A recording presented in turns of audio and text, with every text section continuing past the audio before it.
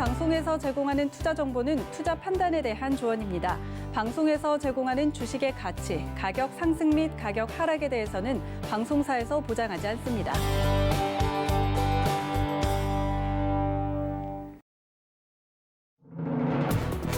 여러분 안녕하십니까? 출발 증시와이드 김성입니다. 어제 시장은 잠시 쉬어갔습니다.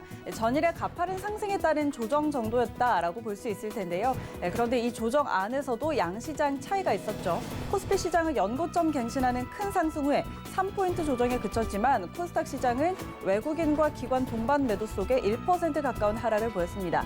역시나 외국인 수급이 큰 요인이었는데 외국인이 코스피 시장에서는 9거래일 연속 매수로 들어오면서 시장을 잘 이끌고 있습니다. 상대적으로 부진한 코스닥 시장 안을 들여다보면 어제 시젠이 10% 하락이 나오면서 지수를 끌어내렸는데 연이은 백신 소식에 진단키트주들은 함께 부침을 겪는 모습입니다. 이렇게 잠시 숨을 고르고 오늘은 어떤 장세가 펼쳐질지 간추린 경제뉴스부터 함께 확인하시죠. 뉴욕 증시는 사흘 만에 하락으로 마감했습니다. 코로나19 확산세가 거센 가운데 미국 경제의 주축인 소비가 부진한 것으로 나오면서 우려가 커졌는데요. 10월 소매 판매는 전월 대비 0.3% 증가로 발표됐는데 6달 연속 증가했지만 증가세가 큰 폭 둔화했고 시장 전망치에도 미치지 못했습니다. 이는 코로나19 확산과 실업 지원 대책 중단으로 소비가 줄어든 것 때문으로 풀이되고 있습니다. 하지만 최근의 증시 상승에 비해 낙폭은 깊지 않다는 평가입니다. 제롬 파월 연준 의장이 미국 경제에 대해 우려를 표했습니다. 파월 의장은 온라인 토론회에서 코로나19 확산이 단기적으로 중대한 하방 리스크이고 이 백신은 중기적으로 틀림없이 좋은 뉴스이지만 코로나19 이전과 똑같은 경제로 돌아가지 못할 것이라고 내다봤는데요. 그러면서 연방 정부의 추가 부양을 거듭 촉구했고 연준도 시중 유동성 공급을 늦추지 않겠다고 언급했습니다. 조 바이든 미국 대통령 당선인이 중국이 참여한 역내 포괄적 경제 동반자 협정 RCEP에 대해 경계심을 드러냈습니다. 바이든 당선인은 연설에서 미국이 전 세계 무역 규모의 25%를 차지하고 있고 또 다른 민주주의 국가와 협력할 필요가 있다며 중국이 결과를 좌우하도록 하는 대신 우리가 규칙을 설정해야 한다고 말했는데요. 이는 동맹과의 협력을 통한 중국 견제에 나서겠다는 뜻으로 중국과의 주도권 싸움을 노린 것으로 분석되고 있습니다. 금융당국이 1억 원 넘는 신용대출을 받아 규제 지역에 집을 사는 것을 막는 내용 등을 담은 가계대출 관리 방안을 발표한 이후 신용대출이 폭증한 것으로 나타났습니다. 이 규제가 발표된 13일부터 16일까지 나흘간 늘어난 신용대출은 1조 원이 넘었는데요. 은행권은 관리 방안이 시행되는 이달 30일 이전까지 신용대출의 폭발적인 증가세는 이어질 것으로 보고 있습니다. 이어서 글로벌 증시 마감 상황 함께 확인하시죠. 뉴욕 3대 지수는 일제히 하락으로 마감했습니다. 다우지수가 0.56% 하락으로 29,783포인트로 거래 마쳤습니다. 이어서 S&P 500 함께 보시죠. 네, 0.48% 하락이었습니다. 3,609포인트로 거래 마쳤습니다. 이어서 나스닥 함께 보시죠. 네, 0.2%가량 조정받았습니다. 11,899포인트로 어제장 마쳤습니다. 출발 증시와이드 지금 출발합니다.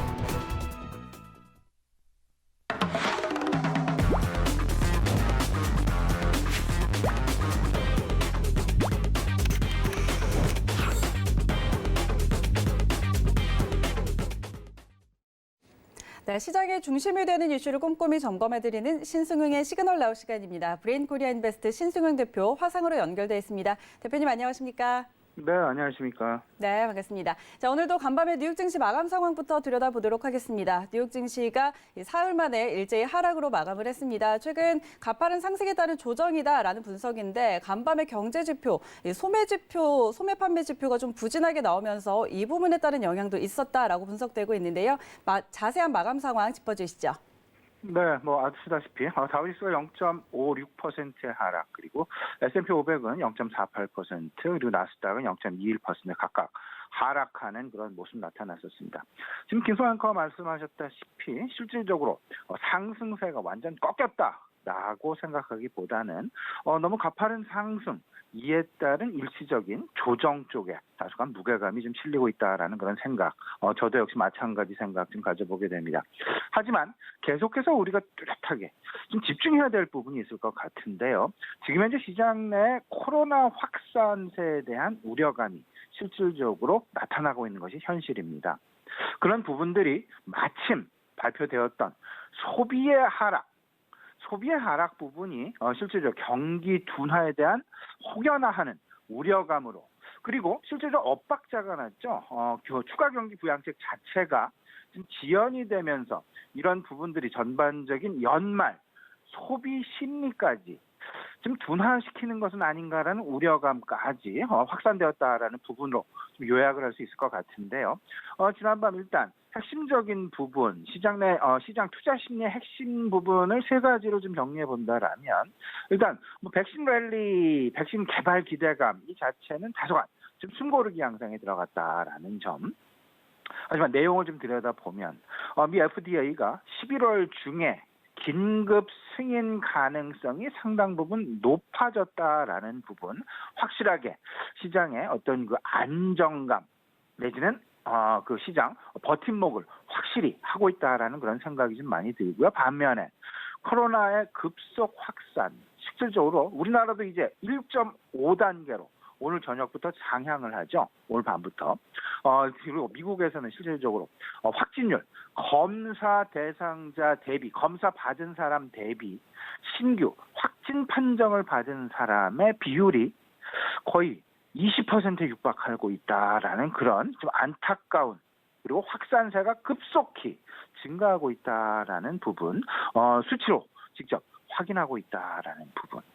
그럼에도 불구하고 시장은 전체적인 백신, 화이자랄지 모더나랄지 백신 개발에 대한 기대감이 한껏 부풀어 오르면서 투자 자금의 대이동 자체가 지금 현재 시장에서 간파가 되고 있다라는 부분들.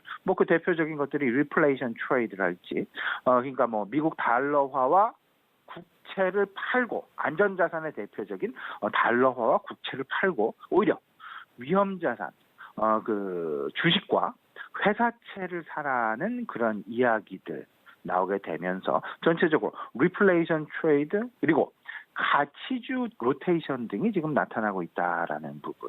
역시 경제 지표가 지금 그 상승장을 계속해서 누르고 있는 그런 모습이다라고 표현이 될 수 있을 것 같은데, 10월달 소매 판매 일단 6개월 내 최저치를 기록을 했습니다. 성장률 최저치를 기록했습니다.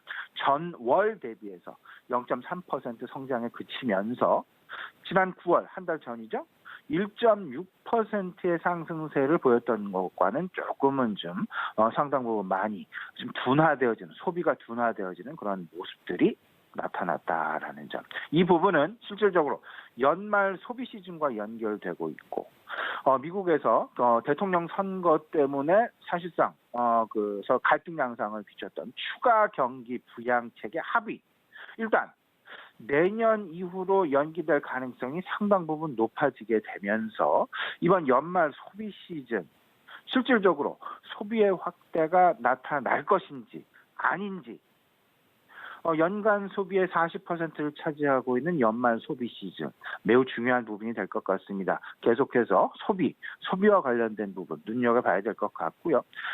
그 종목적으로는 뭐 테슬라 다들 알고 계시죠? S&P 500 지수에 편입된다라는 그런 이야기 다음 달부터 나오게 되면서 장중에 8.2% 상승 마감하는 그런 모습, 440달러를 돌파하는 그런 모습 보였다라는 점. 지금 현재 상당 부분 중요한 것은 우리 시장도 마찬가지가 되겠습니다. 그 코로나 재확산의 우려와 코로나 백신 개발 기대감과 맞물린 경제 정상화, 실생활 정상화 복귀 국면.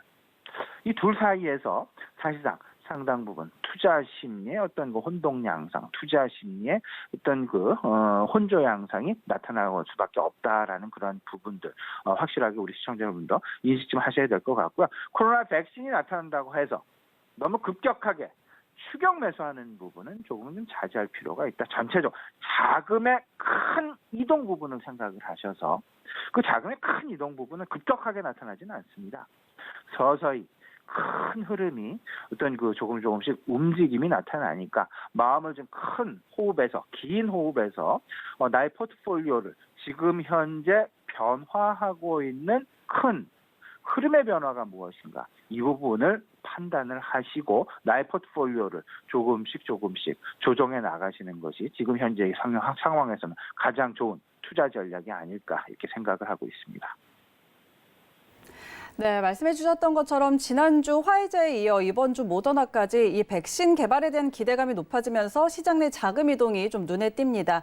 확진자 증가에 따른 셧다운, 거리두기 강화는 투심의 부담이지만 그래도 경제 회복에 대한 기대감도 여전히 안고 있는 상황인데 이 자금 이동에 대해서는 어떻게 보고 계실까요?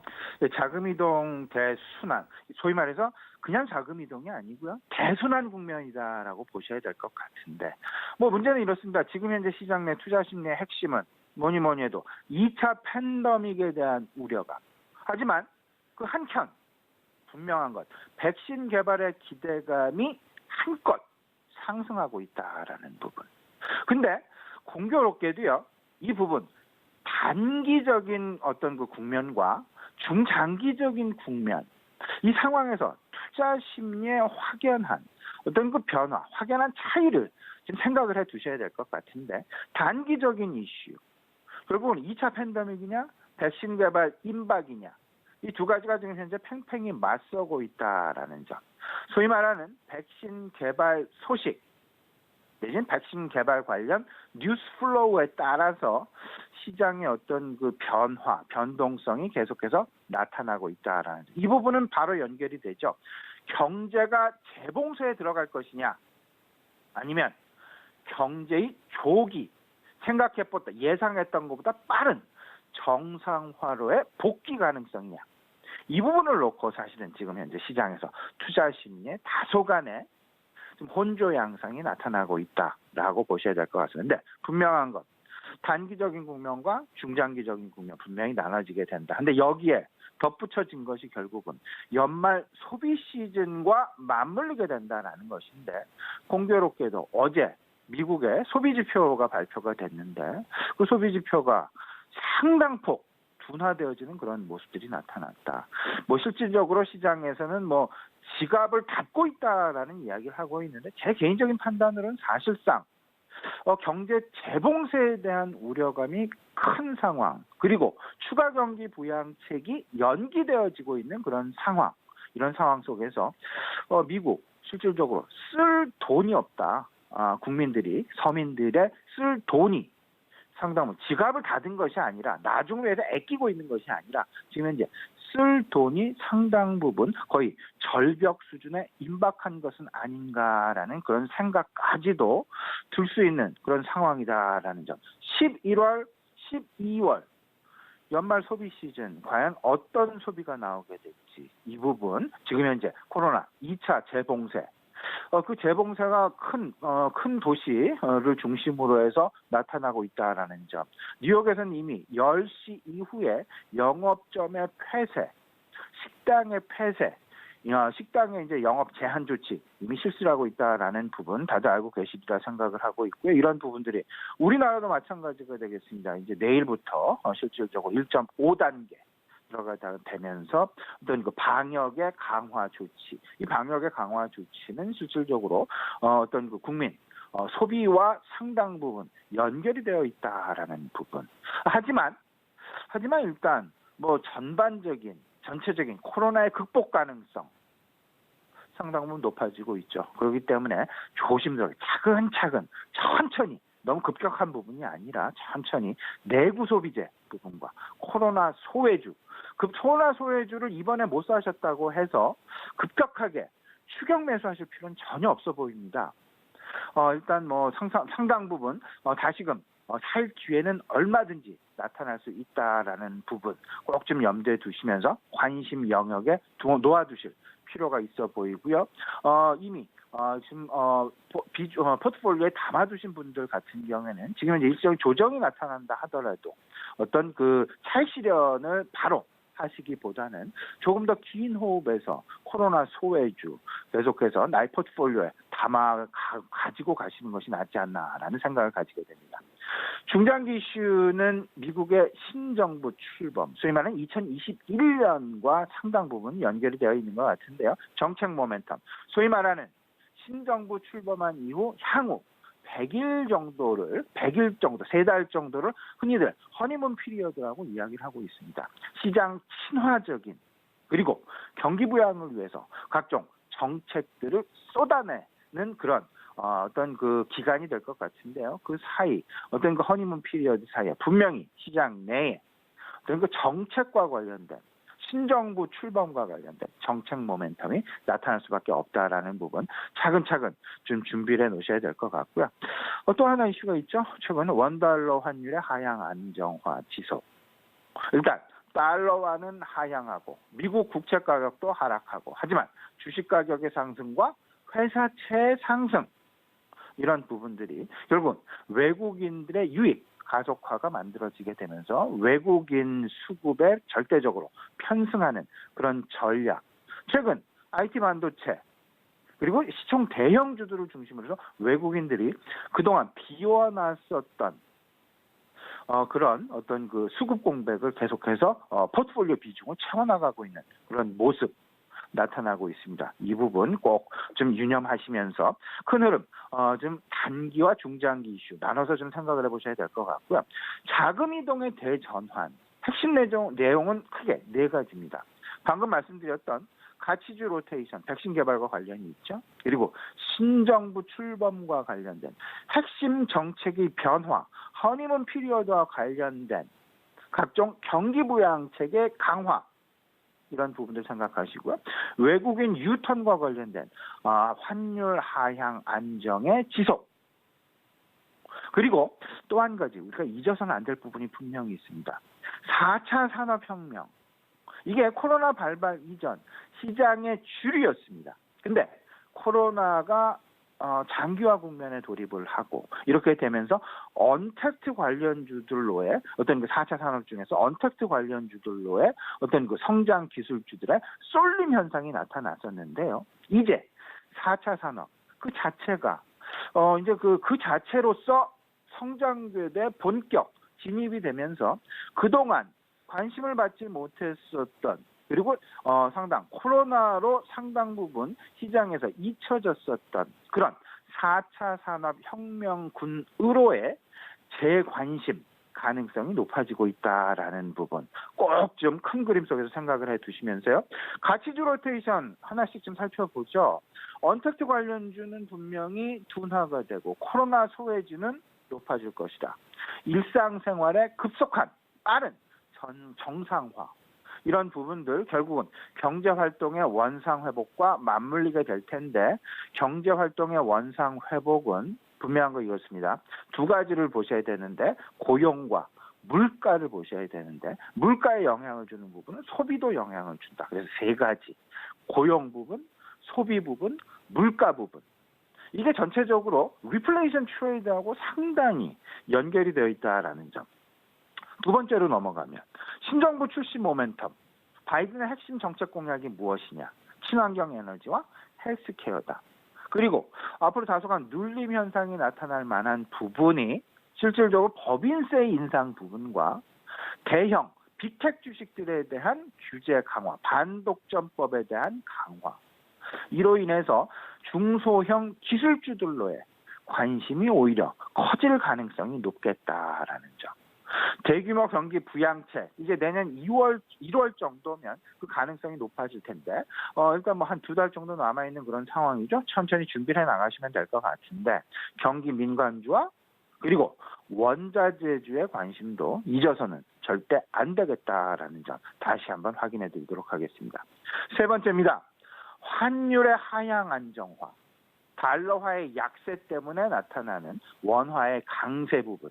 원화의 강세가 진행이 된다라면 궁극적으로는 수출주에 있어서 부담이 될 수밖에 없지만 당장은 금융시장으로의 외국인 유입 현상이 가속화됩니다. 근데 이 시간이 조금 더 진행이 된다. 만약에 1,100원마저도 깨지게 되고 1,050원마저도 깨지게 되는 그런 상황이 나타나게 된다라면 당장 수출주들, 수출 관련주들에 대한 어떤 그 동전의 양면 같은 희비교차 가능성도 분명히 염두에 두셔야 될 텐데 아직까지는 그 단계는 아니고요. 외국인들이 그동안 비워놓았던 수급을 채워나가는 그런 상황들이 나타난다. 시총 상위주와 업종 대표주에 대한 관심. 여기에 선별적인 분명한 종목 선택의 그 기준이 있습니다. 펀더멘탈의 관점 유지를 계속 하셔야 되는데 상대 PER 그리고 히스토리컬 PER 그리고 지속가능 ROE 이 두 가지를 꼭 유념을 하시면서 외국인들의 수급에 편승하는 전략 역시 유효하다라는 말씀 드리고요.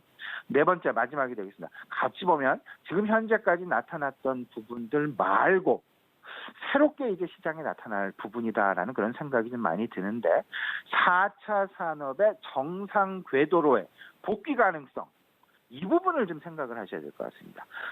조금씩 나타나고 있다라는 그런 생각이 좀 많이 듭니다. 실질적으로 코로나19 사태로 인해서 성장 산업에 쏠림 현상이 나타났었습니다. 언택트 관련주의 쏠림 현상이 나타났었습니다. 4차 산업혁명 그 본질이 아닌 성장주들 중에서 언택트 관련주들로의 쏠림. 근데 이제부터는 언택트 관련주들로의 쏠림이 해제가 될 가능성. 다시금 과거 4차 산업혁명주들로의 관심 복귀 가능성. 이 부분을 좀 생각해 둘 필요가 있겠다. 성장주들의 어떤 그 트렌드. 지금 현재 뭐 가치주 로테이션이 나타난다라고 해서 성장주들이 시장에서 잊혀져 가는 것이 아닙니다. 성장주들이 절대 버림을 받지 않습니다. 왜냐하면 주식시장은 고성장주를 항상 쫓아가는 그런 상황들이 나타나기 때문이죠. 그러면 성장주들의 다시금 자리매김 현상이 나타날 수밖에 없을 텐데 한동안 잊혀져 왔었던 AI, 인공지능, 그리고 5G, 그리고 바로 직전까지 시장 내 관심을 가졌던 2차 전지 관련주, 그리고 자율주행과 콘텐츠, 이런 4차 산업 혁명주들에 대한 어떤 그 성장주들의 어떤 그 트렌드가 다시금 본 궤도에 진입할 가능성이 높겠다라는 부분 잊지 마시기 바랍니다. 네, 그렇다면 마지막으로 오늘 시장 투자 전략도 함께 짚어주시죠. 예, 간단하게 말씀을 드리면요. 단기적으로는 2차 팬데믹에 대한 유념이 분명히 필요해 보입니다. 하지만 중장기적으로는 큰 시장의 자금 이동의 방향성을 쫓아가는 그런 전략이 필요하다라는 점. 일단 대선에 대한 불확실성은 그 해소 과정에 이미 있고요. 코로나 팬데믹 지금 현재 시장을 누르고 있는 가장 큰 핵심 배경이다라고 보여집니다. 다시 말씀을 드리지만 시장의 큰 흐름 변화를 읽으면서 일시적인 조정 양상이 오더라도 오히려 나의 포트폴리오를 재정비 또는 강화하는 시기로 탄탄히 만들어가는 그 전략이 유효하지 않겠느냐 분명하게 말씀을 드리면서 저는 바이든 정부의 어떤 그 바이든 트레이드와 관련된 부분, 추가 경기 부양책과 관련된 리플레이션 트레이드, 그리고 가치주 로테이션. 근데 저는 오히려 세 가지입니다. 보복 소비에 대한 관심, 연말 소비에 대한 관심, 이런 부분들은 결국은 1월 효과로 연결될 가능성이 크고요. 외국인들이 지금 현재 상당히 빠른 속도로 우리 시장 어제도 3천억 넘게 순매수를 했죠. 유턴을 하고 있다. 그들의 과연 포트폴리오를 다시금 재구성하는 방향이 무엇인가? 계속 말씀을 드리고 있는 부분입니다. 이 부분 생각을 분명히 해두시고요. 그동안 잊혀져 왔던 4차 산업혁명군들, 혁명주들 이제는 다시금 정상 궤도로 진입한다. 시장의 관심이 다시금 부각될 수밖에 없는 그런 상황에 처해졌다.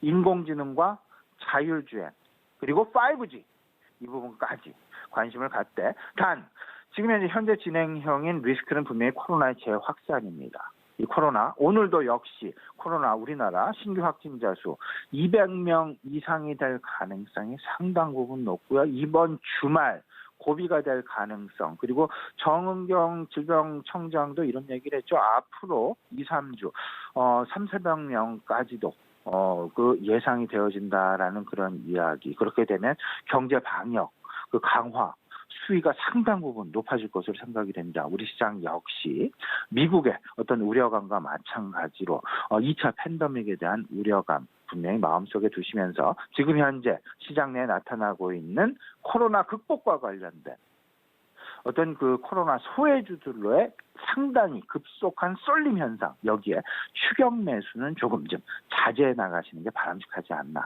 생각이 됩니다. 네, 알겠습니다. 네, 지금까지 브레인코리아 인베스트 신승용 대표와 함께 짚어봤습니다. 오늘 말씀 고맙습니다.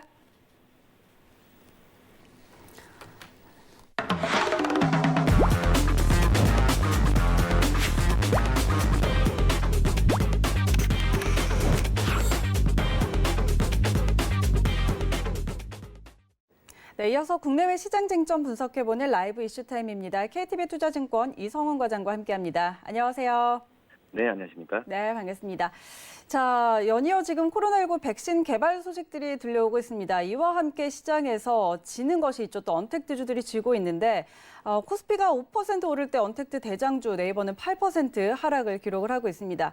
그런데 이 언택트주들 둘러싼 메이저와 개인의 수급의 방향도 좀 다른 것 같은데 이렇게 조정을 받을 때 개인들은 또 사고 있거든요. 이 언택트주들 대응은 어떻게 하면 좋을까요? 네, 최근에 이제 코스피가 2,500포인트를 돌파하면서 상승세를 좀 타고 있는데, 이 말씀하셨듯이 이 언택트 관련주들 같은 경우에는 이 시장과 좀 반대 방향으로 좀 가고 있다라고 볼 수 있습니다.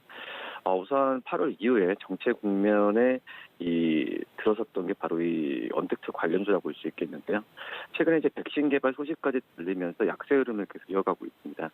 화이자에 이어서 모더나까지 백신 개발에 가까워지고 있다는 소식으로 시장의 관심이 경기 민감주를 비롯한 컨택트주로 지금 향하고 있는 그런 상황인데요. 실제로 이번 달 9일 이후에 네이버 주가가 8% 이상 떨어졌고요. 카카오와 NC소프트 같은 경우에도 2%대, NC소프트도 5.9%까지 하락을 했습니다. 같은 기간에 코스피가 5% 이상 올랐다는 점을 감안하면은 하락세가 눈에 띄게 나타난다라고 볼 수 있겠고요. 우선 지금 매수하는 주체도 좀 바로 좀 엇갈린다라고 볼 수 있겠는데, 이 개인 투자자들이 이 말씀드렸던 세 종목을 대거 사들이고 있는 모습을 좀 보여주고 있지만, 반대로 이제 외국인은 삼성전자나 SK하이닉스 같은 반도체들을 주로 사들이는 모습을 좀 보여주고 있습니다. 우선 지금 향후에 어떤 백신 개발이 본격화되면은 이 당분간 비대면 관련주의 주가 흐름이 부진할 가능성이 좀 있다라고 좀 볼 수 있겠는데, 그렇기 때문에 그동안 다소 소외됐던 이 어떤 대면 기업 컨택트 기업 위주로 경기가 회복할 가능성이 좀 크다는 점에서 이 언택트 관련주들의 전망은 물론 이제 실적이나 이런 부분 같은 경우에는 저평가 국면으로 들어가는 부분이겠지만은 지금 현재 투자 심리 부분은 좀 엇갈리는 상황으로 가지 않나 판단이 되고 있습니다. 또 이제 백신이 임상 3상에서 확정적인 결과를 내는 그런 상황에서 이 코로나19가 점차 안정될 가능성도 좀 높아지고 있기 때문에 그동안에 어떤 여행이나 이런 서비스에 대한 소비에 대한 관심이 좀 높아지는 시기가 오지 않나 판단되고 있고요. 그렇기 때문에 지금 현재 뭐 언택트 관련주보다는 경기 민감주로 좀 봐야 되는 게 맞지 않을까 이렇게 판단이 되고 있습니다. 물론 이제 장기적 관점에서는 여전히 이런 그 언택트 관련 시가총 상위 종목들은 매력은 충분히 있다라는 평가가 나와주고 있는 상황이고요. 우선 인터넷 플랫폼 같은 경우에는 기업 특성상 우리가 다양한 서비스를 제공하면서 생태계를 확장하고 있기 때문에 이 관련 기업들한테는 분명히 추후에 봤을 때도 어떤 사업 구조 면에서는 유망하다라고 좀 판단이 되고 있고, 그리고 지금 현재 그 사업 부분이 거의 뭐 비대면으로 구성된 이런 기업들이기 때문에 이 수요 확대에 따라서 트래픽과 거래액도 증가할 가능성이 향후에 봤을 때는 충분히 생태계 흐름으로 봤을 때 이 산업 생태계로 봤을 때는 분명히 나오지 않을까 판단이 되고 있습니다. 그렇기 때문에 오히려 언택트 관련주는 떨어졌을 때 이 저가 매수 타이밍은 분명히 오지 않을까 이렇게 보입니다. 네, 그런가 하면 요즘 증권사들은 또 행복한 웃음을 짓고 있습니다. 올해 개인 투자자들의 유입이 많았고 또 증시 활황으로 올 3분기에 거의 역대 최고 수준의 실적을 기록을 했는데요. 이와 함께 증권주에 대한 관심도 높아지고 있습니다. 전망 어떻게 보실까요? 네, 뭐 2년 반 만에 코스피가 2,500선을 넘으면서 이 증권주에 대한 관심이 높아지고 있는데요. 특히 이제 동학개미 열풍에 따라서 주요 증권사들이 3분기가 호실적이 나왔습니다. 그렇기 때문에 이 증시 화랑에 힘입어서 최근에 이 증권주들의 주가 강세가 계속 이어질 가능성이 이 3분기 호실적을 바탕으로 나올 가능성이 있다고 생각이 되고 있고요. 혹시 최근에 봤을 때 뭐 키움증권이 3분기 순이익이 작년 대비해서 300% 이상 급증한 2,637억 기록했고요. 뭐 NH투자증권도 197%, 삼성증권도 163%까지 늘어났습니다. 우선 개인 투자자들의 주식 거래 급증이 말씀드렸듯이 큰 영향을 좀 미친 상황이고요.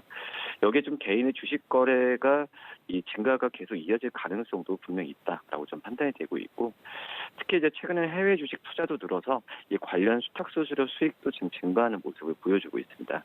특히 이제 대형사 같은 경우에는 이 주식시장 상승뿐만 아니라 이 ELS 조기 상환도 증가하고 있고요. 금융상품에 대해서 판매 관련 이익도 지금 늘어나는 모습을 좀 보여주고 있습니다. 우선 이 코로나19 백신이 지금 현재 증시에 미친 영향이 크다라고 좀 볼 수 있겠는데요. 내년에 우리나라 경제가 코로나19에 대한 경기 침체를 탈피하면서 이 완만한 상승 흐름도 기대되는 현재 상태고, 또 저금리로 인한 풍부한 유동성이 이 증시에 대한 상승 여력을 더욱더 가속화시킬 가능성이 있지 않을까 판단이 되면서 우선 이 개인의 어떤 꾸준한 주식시장으로의 자금 유입은 과거 대비해서 굉장히 어떤 일평균 거래대금을 본다고 하더라도 시현이 되고 있지 않나 이렇게 판단이 됩니다. 우선 증권사의 수익은 계속 개선될 확률이 높다라고 볼 수 있겠고요.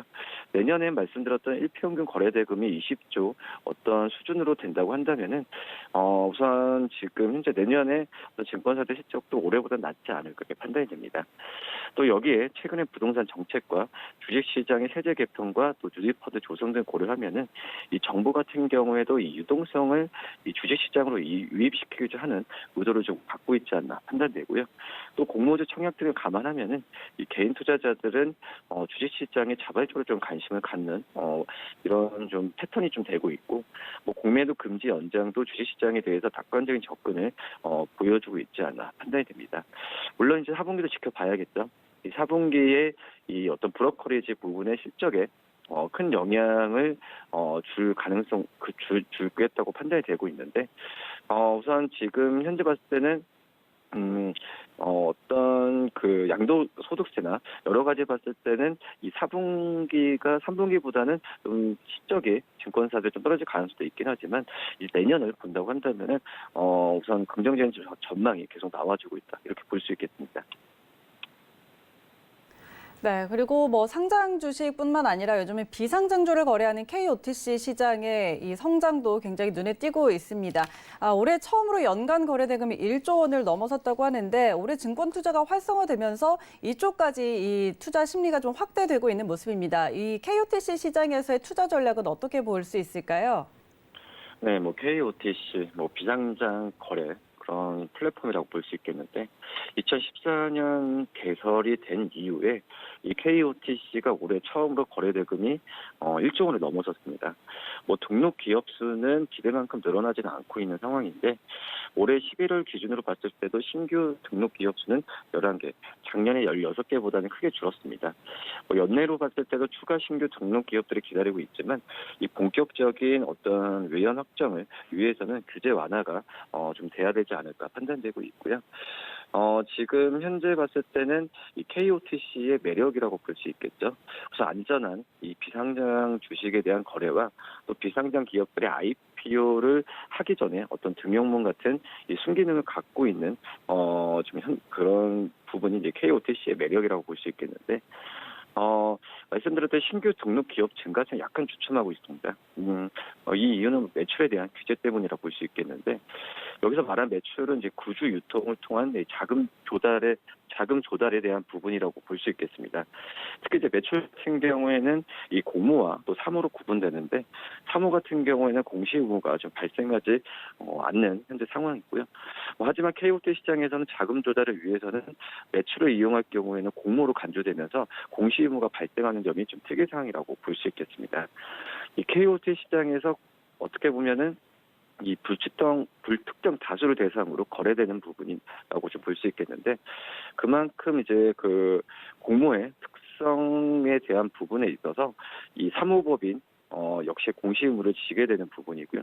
결국 이러한 어떤 정보 공개 부담이 신규 기업의 등록을 좀 제한하고 있다라고 좀 말씀드릴 수 있겠습니다. 우선 지금 현재 뭐 배틀그라운드로 유명한 뭐 크래프톤, LG CNS, 현대사모중공업, 이 바디 프렌드 같은 이런 기업들이 KOT 시장에 진입할 것으로 예상이 되고 있고요. 그렇기 때문에 지금 현재 KOTC에 대한 부분에 있어서 뭐 마케팅은 좀 쉽진 않지만 어떻게 보면은 잘 알려지지 않은 상태에서 뭐 새로운 어떤 매매 거래처가 좀 될 확률이 향후에 봤을 때 있지 않을까 이렇게 좀 판단됩니다. 네, 그리고 올해 코로나19로 인해서 이 주류 시장은 좀 위축이 되고 있는데 그에 반면에서 또 홈술이 늘어나는 추세입니다. 그래서 하이트진로가 3분기에 분기 기준으로 최대 실적을 달성을 했는데요. 이 홈술 열풍에 더해서 신제품들이 인기를 끌면서 앞으로의 성장세도 내다보는 그런 시각들이 많습니다. 주가 전망 어떻게 보실까요? 네, 하이트진로의 수익이 계속 좀 증가 추세로 좀 가고 있습니다. 올해 하이트진로의 매출액 같은 경우에도 뭐 2조를 넘어설 것으로 보여지고 있고요. 영업이익 2,100억 이상으로 달 가능성이 좀 크지 않을까 이렇게 판단이 되고 있는 상황입니다. 우선 지금 하이트진로가 3분기 때에 2,243억의 매출액 그리고 643억의 영업이익을 기록하고 있는데 2011년 합병 법인이 출범한 이후에 최대 실적이라고 볼 수 있겠고요. 역시 이제 이런 호실적은 이 코로나19 확산에 따라서 이 어떤 유흥주점의 집합 금지 명령 등이 내려지는 상태에서도 이런 호실적이 나왔다는 부분은 굉장히 좀 의미가 있다라고 판단이 되고 있고, 이 매출 비중을 본다고 하더라도 가장 높은 이 소주 같은 경우에도 작년 대비 17% 이상 성장을 했고, 이 같은 게 전체 소주 시장이 7% 성장한 점을 감안하면은 이 하이트진로의 이 소주에 대한 부분에 있어서 좀 고무적이다라고 볼 수 있겠고, 또 맥주 부분 같은 경우에도 3개 분기 연속 흑자 전환을 지금 지속을 하고 있습니다. 이 코로나19에 대한 부분에 있어서 주류 시장이 전체적으로 좀 위축이 되고 있는데, 이런 점에서 이 하이트진로의 이런 이 사업 부분의 성장 부분을 어떤 다른 주류 업체들 같은 경우에도 또 눈여겨보고 있다라고 볼 수 있겠고요.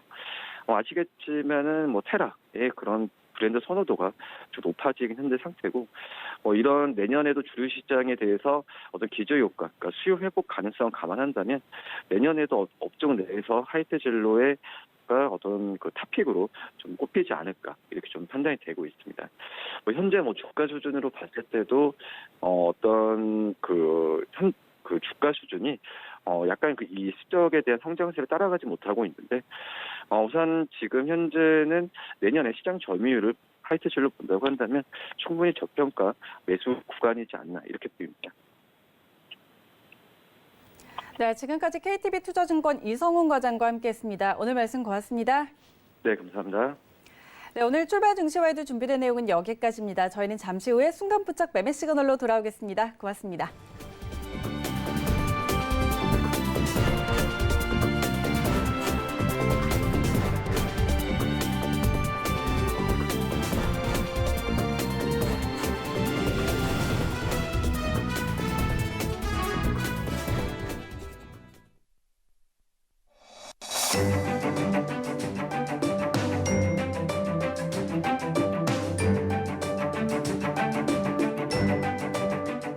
안녕하세요. K웨더 라이프스타일 예보 박유라입니다. 오늘은 나오실 때 우산을 챙기셔야겠습니다. 차차 흐려져 전국에 비가 내릴 텐데요.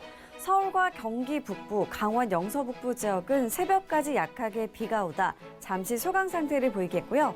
낮부터 다시 비가 시작될 것으로 보이고요. 경기 남부와 충청, 전북 지역은 늦은 오후부터, 강원 영동과 경북 북부 지역은 밤부터 비가 오겠고요. 그 밖의 지역은 저녁부터 빗방울이 떨어지는 곳이 있겠습니다. 이 비는 내일까지 이어질 텐데요. 예상되는 비양은 서울, 경기, 강원 영서에 30에서 80, 강원 영동과 충청, 전북과 경북에 20에서 60, 그 밖에 전남과 경남, 제주도는 10에서 30mm가 되겠습니다. 특히 내일은 천둥, 번개를 동반한 강한 비가 예상되는 만큼 시설물 관리 및 안전사고에 주의하셔야겠습니다. 공기질은 대체로 보통 수준을 회복하겠지만 오전에 서울, 경기, 강원, 영서, 충청과 경북 지역은 나쁨 수준의 농도를 보일 수 있겠습니다. 한편 오늘 오후부터 내일 사이 해안과 강원 산지, 제주를 중심으로 강한 바람이 몰아칠 수 있는데요. 이에 따라 강풍 예비특보가 내려진 상태입니다. 안전에 유의하셔야겠습니다. 다음은 자세한 지역별 날씨입니다. 중부지방의 아침 기온 13도 선으로 크게 쌀쌀하지 않고요. 낮에는 서울이 20도, 대전 22도까지 올라 크게 춥지 않겠습니다. 동해안도 큰 추위는 없겠습니다. 낮 최고 기온 강릉과 울진 22도, 속초는 20도까지 오르겠습니다. 남부지방 이맘때 기온을 웃돌며 춥지 않겠습니다. 낮 동안 광주 22도, 부산은 23도를 보이겠습니다. 오늘 밤 서해상을 시작으로 내일은 대부분 해상에서 강한 바람이 불겠는데요. 서해와 남해상으로 물결이 최고 3에서 4m까지 매우 높게 일겠고요. 풍랑특보가 내려질 가능성이 있겠습니다. 내일 비가 그친 뒤에는 찬 공기가 남하하면서 기온이 점차 내림세를 보이겠고요. 날이 추워질 것으로 전망됩니다. 날씨였습니다.